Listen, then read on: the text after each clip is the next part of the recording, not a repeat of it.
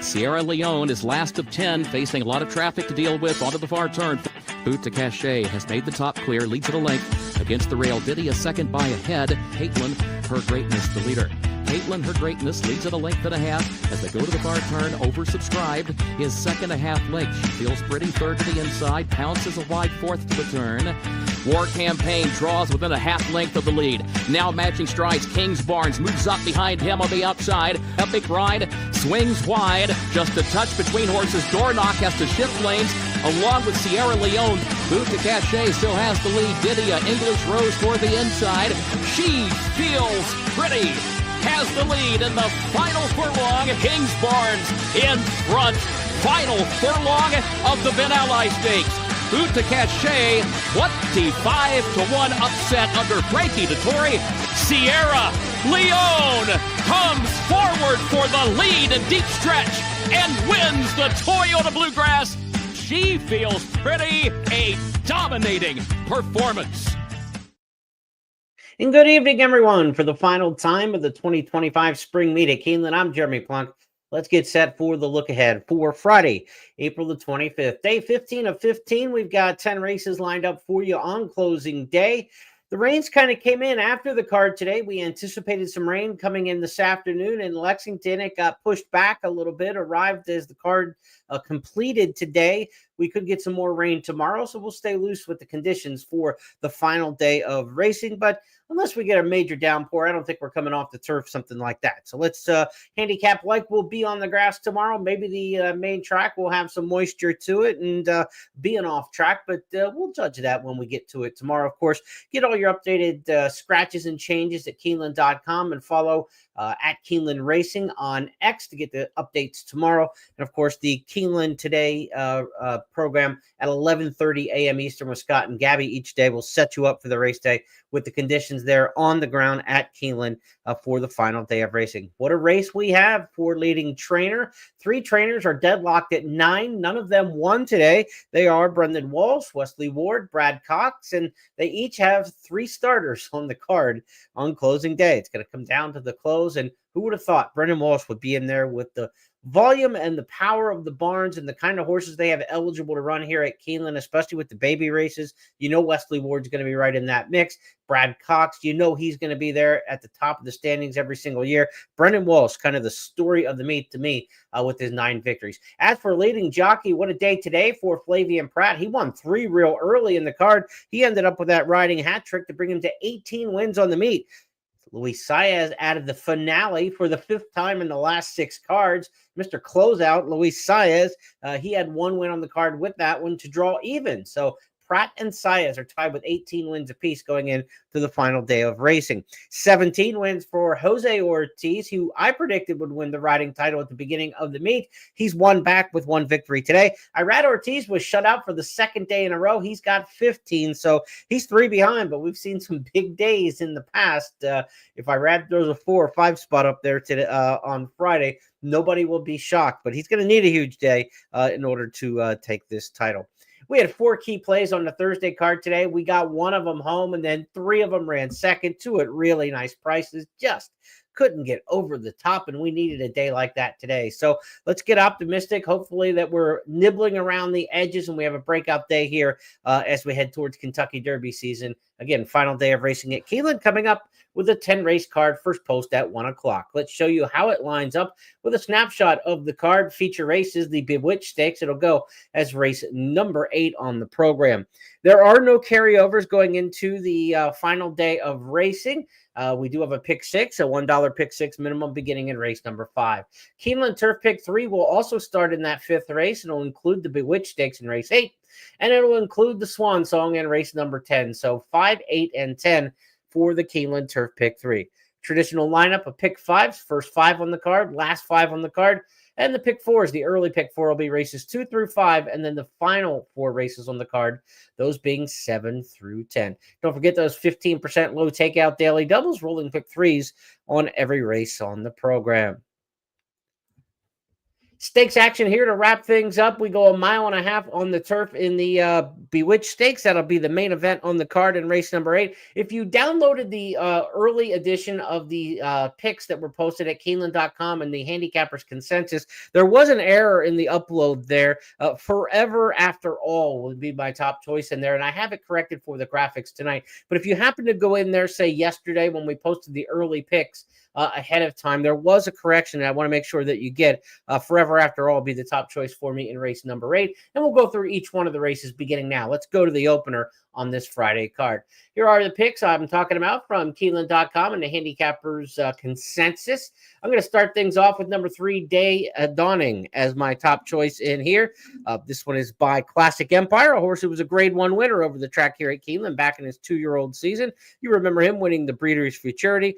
Day Dawning comes off a win last time out for $50,000, maiden claiming at Santa Anita. This is a non-winners at 2 lifetime. You know I like to find the horse who has the best win on paper in these non-winners at 2, and he's going against a bunch of horses that won for $15,000, $12,500, $20,000. Really, the 6 Ash Wednesday won for $30,000 at Fairgrounds, but that Santa Anita 50 really stands out. It was a 9-horse field, so a deep group in there on the turf, no less. So really, I think the 3, Day Dawning, has the edge in here. Flavian Pratt rides for Jonathan Thomas. Thomas, East Coast-based trainer, took a nice string out to Southern California and had a good run at Santa Anita this meet, clicking over 20% out there. He gets Pratt to ride. I think this one's the top choice here. And we see a lot of these surface changes in the route claiming races here at Keeneland, going around 2 turns. A lot of surface changes from turf to dirt to synthetic to dirt. Have success. So give me the 3 in here, Day Dawning. We're not getting much of a price, obviously. 7-5 here on the chalk.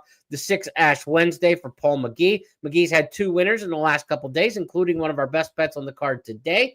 It was good to get that one home. $8.60 winner, River Ridge for Paul McGee today. Maybe he can wrap up with another victory here with Ash Wednesday. 3, 6, and 2, the way I've got it. And you see the other handicappers here. A lot in here for Daydreaming and Ash Wednesday.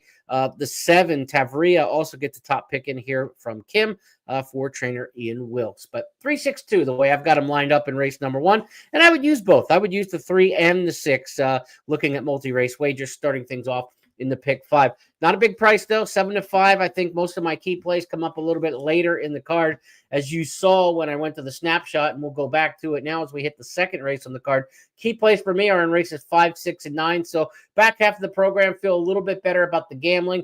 Kind of chalky to start things off, and that's kind of the way it feels like at Keeneland a lot of times on these programs, that you got some pretty obvious favorites earlier in the day. And, sometimes when they don't win, you get those chaotic early pick 5 payoffs, and everybody's kind of looking and leaning at the same things. But on this particular day, I'm not super creative early in the program. I've got the 7-5 favorite in the opener, and I think I'll probably end up with the favorite here in race number 2 as well. It's Ganymede for Wesley Ward and Joel Rosario. Race number 2 on the card is a 5.5 furlong 2-year-old turf sprint. So a little bit different than the races we see in the baby dashes, going 4.5. Ward had the favorite today, looked good as gone at the top of the stretch and got nailed at the wire. It was Longshoreman, caught in that race by Tough Critic, a horse who came from off the pace for trainer George Weaver. Weaver is back in this race with number 10 Diva Calling. So if we get a replay of what we saw today, don't be surprised if number 10 Diva Calling's not live in here. Again, Weaver had the win today in this 5.5 furlong 2-year-old category. But Ward overall very strong in these races. We know how good he is in the dirt 2-year-old races. But look, we've only had 8 of these races that have been run in the spring meets in the turf sprint for the 2-year-olds.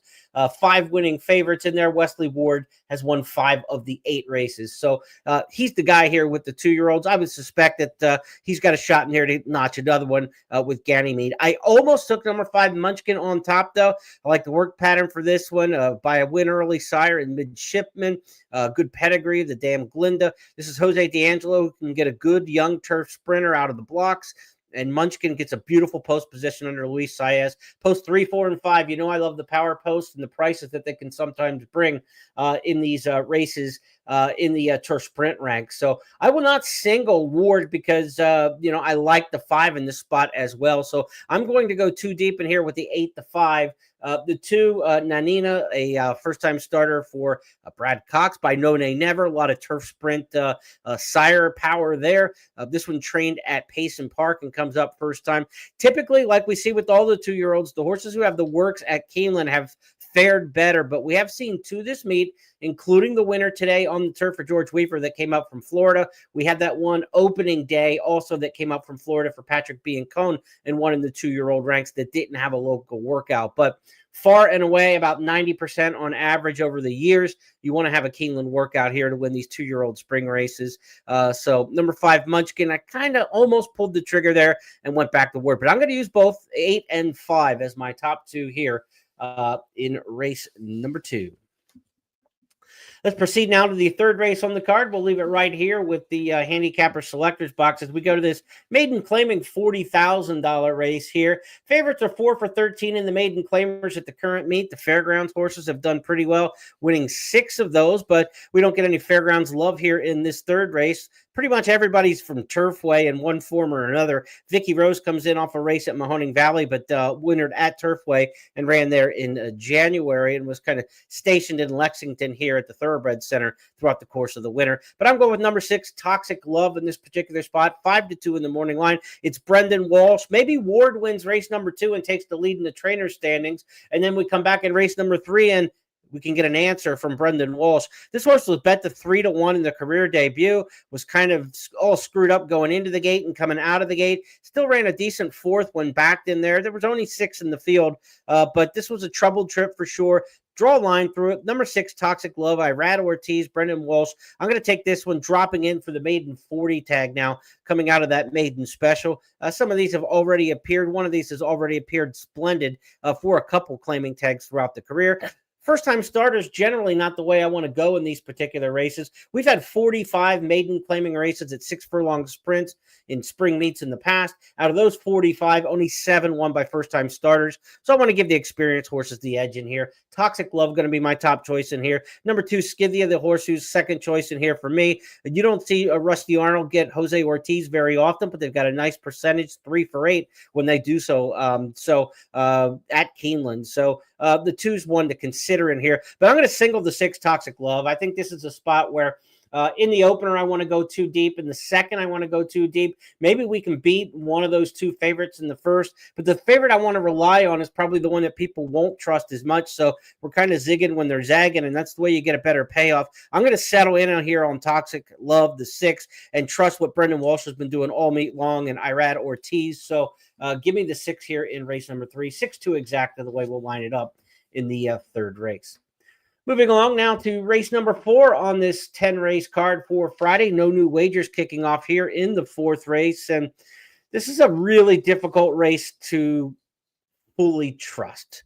Number 7 in here, Uncashed, is going to be a solid favorite. The horse is 5-2 in the morning line. Could go lower than that, though. Taking a big drop out of the stakes ranks. I know people are going to say Fauner Park, big deal. You're showing up at Keeneland, but this horse was a stakes performer in the Duncan Kenner, one of the top sprints at Fairgrounds, and a bit in stakes company at Saratoga, winning the Quick Call in the Mahoning, winning stakes races like that at the Spa, winning in Prairie Meadows. So this horse has won on Broadway, literally at Saratoga, and off Broadway. So I wouldn't look at the last race coming out of the race at Fauner and say this isn't that big of a class drop. To get into this claiming 20,000 sprint race, this is a huge class drop for Larry Ravelli and Uncashed, a longtime trainer for Patricia's Hope Stables. This kind of looks like a drop the win situation. I don't think it's a fire sale.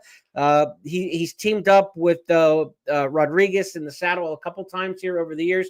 They're 4 for 8 together. So this horse should just be faster than these. And Ravelli is just a speed trainer. It gets him out of the gate. But I don't trust fully Uncashed in this spot. Problem is, I didn't find a whole lot else I liked, or I have to really spread far to kind of, figure out which one I want. Maybe the race sets up for a closer, and that could be Billy the Greek in here. And this is the one I made my second choice. But it's hard to take a horse coming out of mile and a 16th races on synthetic and on turf and turn back to 6 furlongs on the dirt. It's going to have to really melt down in here for Billy the Greek to get there. This horse did debut at Saratoga and won going short for Safi Joseph. So maybe it's not that big of a stretch, but the recent races, there hasn't been that same kind of speed from Billy the Greek. This horse has got to stay in touch at least. You can't get too far out of it. But if it does back up all the way, then I think the 3, Billy the Greek, certainly could pull this one out of here. Number 5, Junior Bug, is kind of similar to number 7, Uncashed. This one comes off a layoff for Tom Vanberg. It will get a right pace set up, a big class dropper in here. But this is a horse who's 0 for 13 over the last 2 years and has gone a long time since winning a race. So I can't really trust Junior Bug on top. Maybe too deep in here, though. The 7, Uncashed, gives you the speed, and then you get a come from behind her with Billy the Greek. I've talked about this before, but some of these points that, it's not just about trying to pick winners here. It's about to give you the tools of being a better handicapper and a better horse player. When you're going to go too deep in a particular race in a pick 4, pick 5, even a daily double, you want divergent running styles. You don't want 2 horses that are trying to do the same thing, because if it doesn't set up for one, it's not going to set up for the others. So in this case, I think it is a good too deep situation in here. Number 3, Billy the Greek, maybe can't get there, but Safi Joseph's having a good meet. Irad's going to need some wins if he's going to get to that riding title. I don't think that's at front of mind, of course, for him or any of the jocks until we kind of get down to the last mount or two, probably. But Billy the Greek late, Uncashed early. Try to get by too deep in there. But this is a race I do not want to touch. I'm not betting 5 cents on this race, inch race. I don't trust it. I don't necessarily like the ones that I have. But I think they're the best options in a race where I don't feel good about the other options. See what the other handicappers thinking here. This is a good time maybe to bounce some ideas off the others. We're on Uncashed, the 7, the 3 guys. The gals are going with the 1, Higher Standard. I didn't give the 1 a lot of attention in here, so maybe one to come back and take a second look at. Another one taking a significant class drop. The 1 start over the track here at Keeneland was really poor. However, that was a troubled trip, broke in a tangle out of the gate and was running for 80,000 optional claimers. So maybe we can't hold that against Higher Standard. Doug Callens, the trainers, had a couple horses come over for the meet that ran pretty decently in limited number of starters. Higher Standard probably fits okay in this race, and so I can see why they're making that one the top choice. This race, I don't have a high trust factor for. So if Gabby, Kim make a better case for their picks than mine in this race, I'm all ears in race number 4. To be honest with you, let's move now to race number 5 on the program, and this is going to be my first key play of the day. As you noticed, I've got favorites in the first 2. I've got a favorite in the 3rd, the 4th I don't really trust. So how can I really get excited about the first half of this card for my picks and as a value player trying to catch horses at 5, 6 to 1? It really starts to get more interesting for me in race number 5. And I've got 2 horses I like in here, and they may run against each other or they may not, because me with a 13 is my top choice in here. If this French export gets into the race, Todd Pletcher takes over, first time training for Rapoli stable. I think this horse, especially if we get a little more rain overnight and there's a little bit of give it all to the turf course, will be even better. But classy running lines coming out of races at Chantilly and Longchamp and St. Cloud. So I think me was going to stand out in this particular spot. Turf Miler's coming off the layoff and running first time back for the year. Always a good angle that I like to see. I either want to see him coming off the layoff, first time back for the year, or coming out of the races at Gulfstream Park. And the other one in here, if the 13 doesn't get into the field, I feel just as good about number 6, Mo Fox Given. I think this horse is going to run a big race. Second in the Appalachian Stakes here in April of last year, when with trainer Leonard Powell, has been switched around a few times. Ron Moquette had this horse for a bit, and then also Mark Cassie has been the trainer of record of late. Last time out, this horse had 0 chance last time out. Moving on up, won that day, came back and won again. But Mo Fox Given in a mild turf race on a firm turf course, they went to half in 49-1. There's just no way this horse is going to be able to kind of quicken and go through that. I think both Mo Fox Given and Pharaoh's Wine coming out of the same race, I think they're going to get a much better pace scenario in this race. And I expect the 6 and 9 to run really big in here. They are 8 to 1 and 6 to 1 respectively on the 6 and the 9. And then you look at number of 13. Miwa is 6 to 1 in the morning line if this horse draws into the race. So I've got 6 to 1, 8 to 1, and 6 to 1. We can definitely find something to make a little bingo out of that.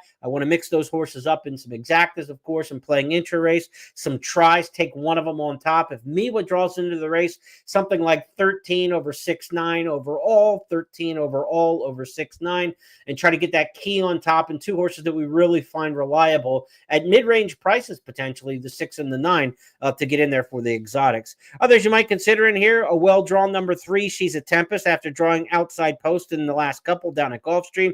You know the Gulfstream horses are ones I'm trying to find here. Good draw for that one. And number 2, Buttercream Bay, coming off the layoff, hasn't run since October, but was third in the Valley View Stakes here in the fall behind Pharaoh's Wine. So you got some real fillies who have done some good work here at Keeneland. You've got the 2-3 finishers out of last year's Valley View. You got a horse who was second in the Appalachian. And that doesn't even talk about the horses from out of town. You've got a Virginia Oaks winner in here from 2024, and you also have the Woodbine Oaks winner in this race. Really good allowance race. That's why I think this is a great betting race. Even if you have multiple horses you like in here, I think there's enough ways to mix this up, and you're looking at, $50, $60 exactas in a lot of different scenarios here. Great betting race in race number 5. Put your attention into that one and see what you can come up with there in the 5th. Let's move on to race number 6. Next up on the card, our second key play, back-to-back. Maybe we can look at some daily doubles. We've got a couple shots we like in the 5th to a key play here in race number 6. And I'm going to take a shot against the stats and trends. I know horses turning back here in these first-level allowance races from route to sprint don't necessarily run that great by the numbers, but I think Central Avenue is going to be cut a little bit different than those. So Central Avenue, a key play for me coming up here to start the late pick 5. And Central Avenue is 6-1 in the morning line. This is race number 6, the 7 horse, my top choice. No one else has Central Avenue on top, second, or Kim's got that one second, and no one else has it in the top 3. So I think we're going to get every bit of the 6-1 price in here. Ben Curtis for Mike Stidham. This is the Street Sense filly. I love the Street Senses running 7/8 of a mile here at Keeneland over the years. A lot of them have been really well suited for this particular trip. Bullet workout on the comeback, layoff, turning back in distance, bullet work in the morning, the LTB angle I talk about a lot.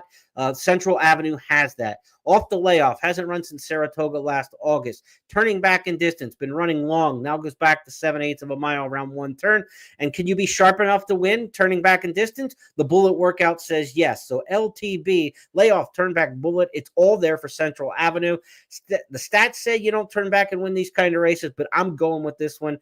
So I think we're going to get the right price to try it. 7, 5, and 1 the way I've got it. You can see this is a wide open race according to the handicappers. 5 of us handicap in the race, 4 different horses picked on top. The 1, 2, 5, 7, and 8 all get top love in here from one of the handicappers in here. Give me Central Avenue. I'm not going to try to figure out all the exacta and everything around it. I'm just going to try to click on the winner in this particular spot and see if we can't get it. Hopefully we can get a price anywhere 7-2 or higher. I'd be more than happy with Central Avenue. The fact that we're 6-1 in the morning line and not a lot of love around the handicappers box tells me we might be pretty darn close to that 6-1 price. Win bet here for sure. You're looking at daily doubles from race 5 to race 6.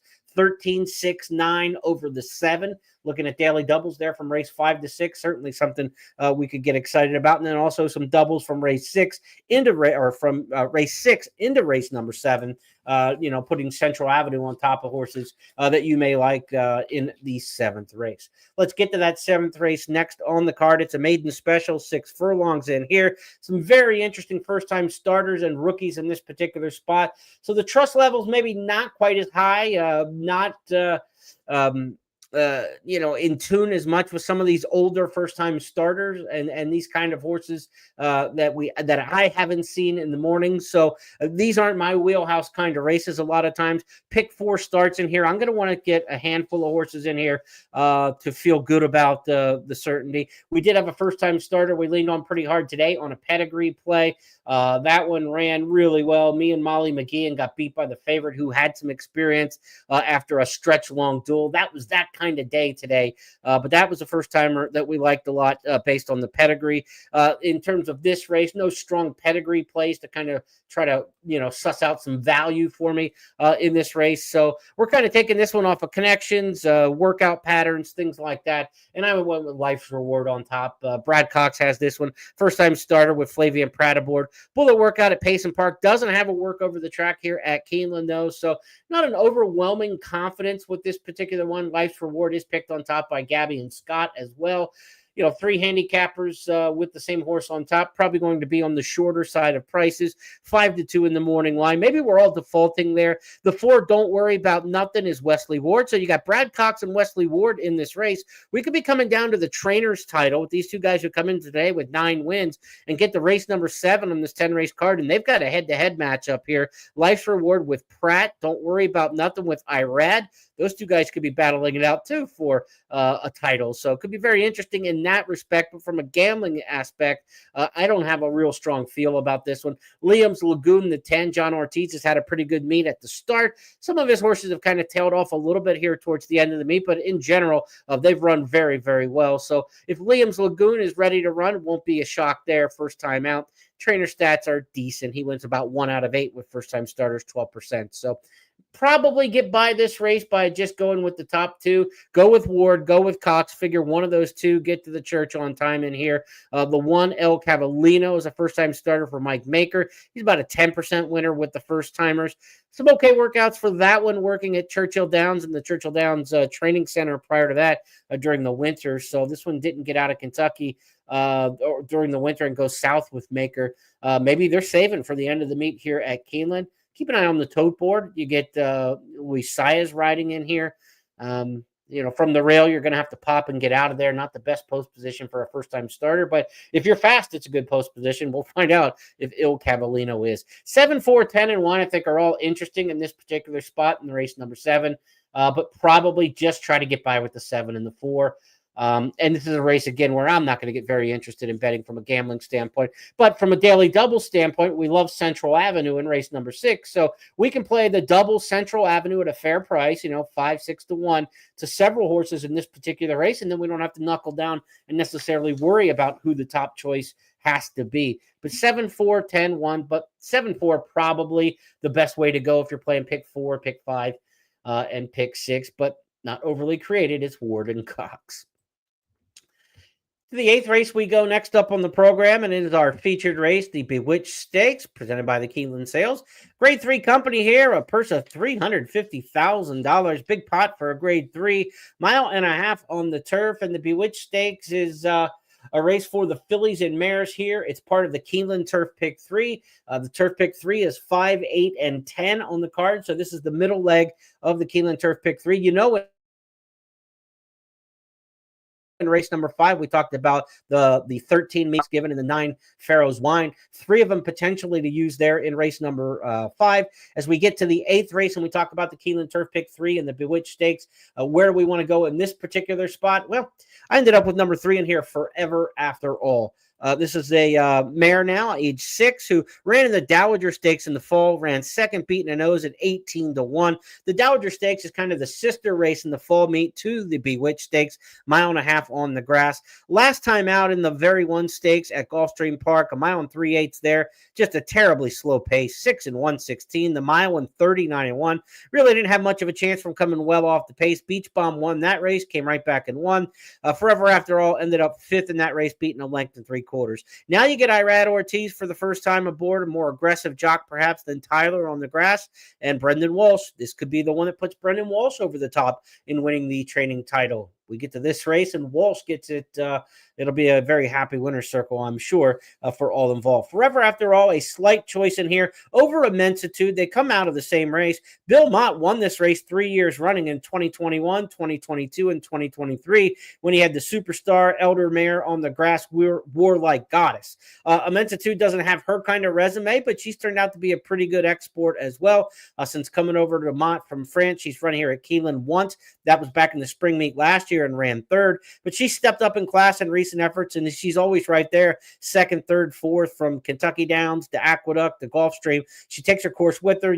She ran okay here over the track here in the spring of last year. So Immensitude, you got to consider her. Flavian Pratt and Bill Mott with these older grass mares certainly has a little Midas touch there. One long shot maybe to keep an eye on that I didn't put in my top 3 in here, the one horse. Keep an eye on Dazzling Dictator if you're looking for a long shot bomb.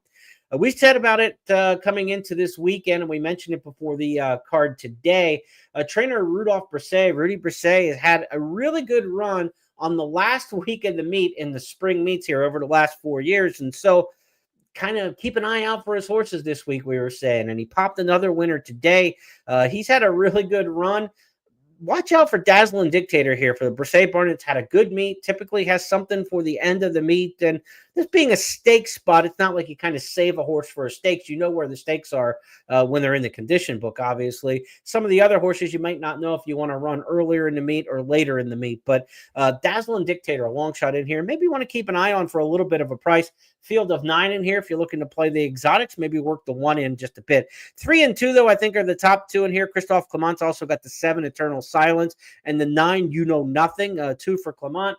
He's an excellent trainer, borderline Hall of Fame. He did not get into the Hall of Fame. He was on the ballot this year. Congratulations to Smarty Jones, the only horse from the contemporary list that made the Hall of Fame this year. So really happy to see that as a Pennsylvania bred and a horse who followed his career very closely. I'm happy to see Smarty Jones in the Hall of Fame, but no Hall of Fame today and the announcement for Christophe Clement. But when you talk about mile and a half on the turf in American racing, he's one of the names that first roll off your tongue. He hasn't had the kind of success at Keeneland that you might expect in some of these mile and a half turf races over the years, but certainly in New York and in Florida, he knows how to get one to go long on the grass, no question about it. He's got 2 in here, the 7 and the 9. I'm not really on either one of those, though. I think you can get through this race going 2 deep. Forever After All, the 3 is going to come from well out of it. The 2, Immensitude, should be a little bit closer to the pace and not be too far off of it. There won't be a lot of pace in this race. You don't want to be leading going a mile and a half on the grass, but at the same time, you know, if you get a horse who's kind of got first run with the 2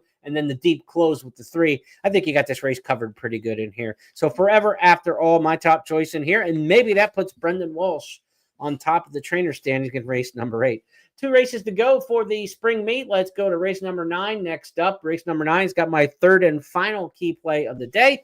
Let's hope not to run second with all these key plays like we have so many different days of the meet. I'm going to go in here with a nice, mid-range price at 4-1 in the morning line. Number 2, Will Take It. Will Take It, trainer Dallas Stewart in here.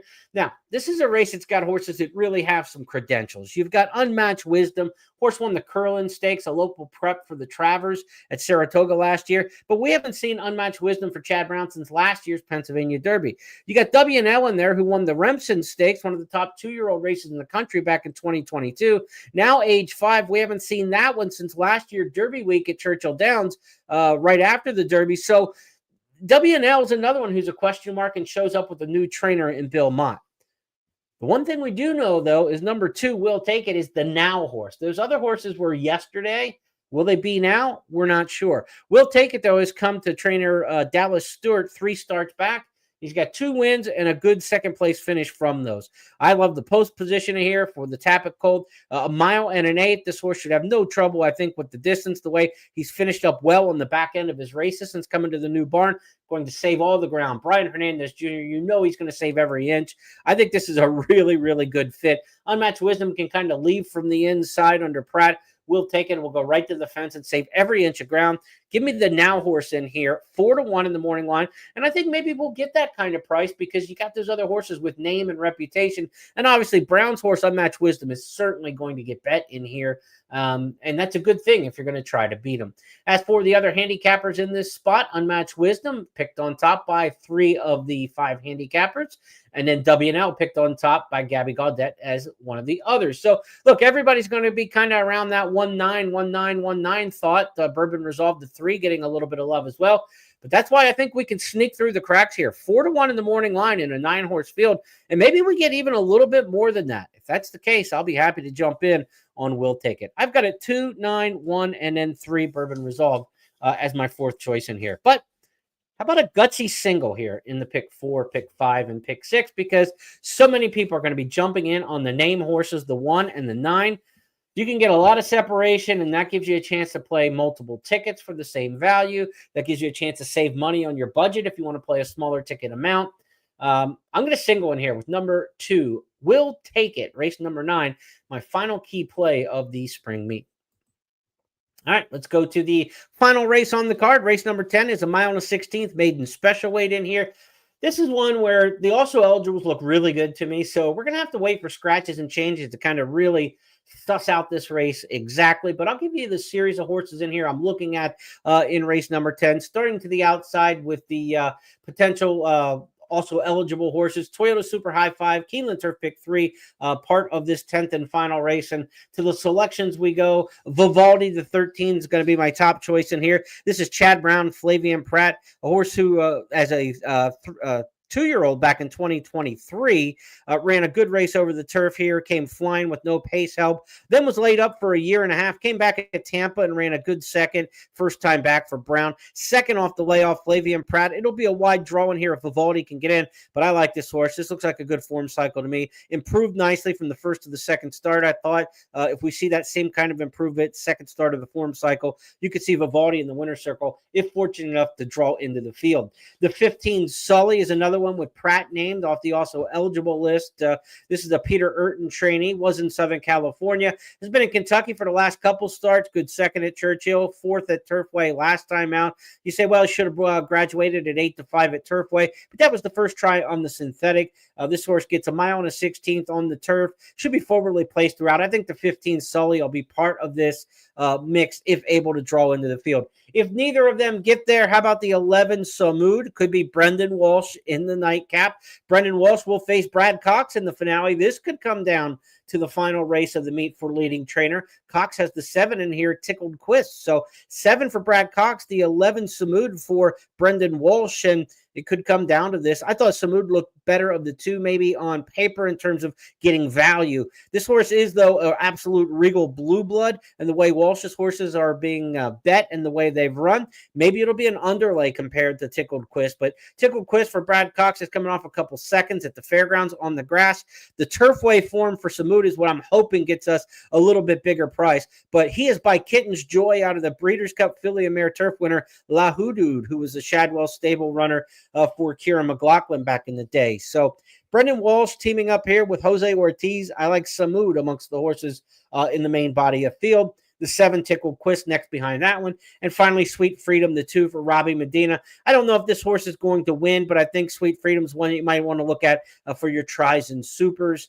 If you're playing in the nightcap, and of course the Super High Five. Of course, it gets a lot of minor shares, but flattens out late in the lane and doesn't quite finish the deal off. I wouldn't put the 2 on top playing multi-race wagers, but it is a good post draw in there, and this horse certainly could run 3rd, 4th, 5th in there playing the High Five. 13, 15, 11, 7, the way I would try to get through the final race of the meet. And again, keep up with the scratches and changes and see exactly how we can shake out this final race.